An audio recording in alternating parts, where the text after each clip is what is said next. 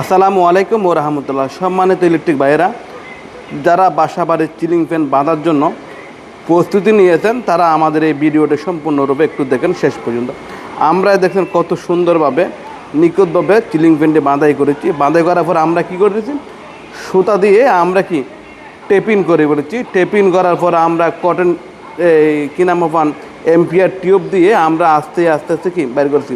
ভিতরে দিয়েছে 1 number tube আর বাইরে দিয়েছে 2 নাম্বার টিউব, লুপ পর্যন্ত দিয়েছে। এই লুপ পর্যন্ত দেওয়ার দিয়েছে, কোনো প্রকার যদি হিট হয় হিটটা এম্পিয়ার টিউবের উপর থেকে দেবে। সেজন্য আমরা এম্পিয়ার টিউবের উপর দিতে দেখেন এম্পিয়ার টিউবের উপর থেকে দেবে। এতে আমরা আরও একটা সেপারেট দিয়েছি, কোনো প্রকার যখন শর্ট সার্কিট অধিকাংশ দেখা যায় লোভ বাস্ট হয়ে অথবা লোভ ফুরে গিয়ে কয়েলগুলো ড্যামেজ হয়। সেজন্য আমরা এম্পিয়ার টিউবটা কি এই পর্যন্ত পুরোটা দিয়েছি। এখানে আমরা দেখছেন এই সাইডটা তার বাইর করছি, কমন করে 3টা বাইর না, আমরা 4টা তার পারছি। এতে কত সুন্দরভাবে নিখুঁতভাবে ফ্যানটি সিলিং ফ্যানটি রিওয়াইন্ডিং করা হলো এবং সুন্দরভাবে টিপিং করা হলো।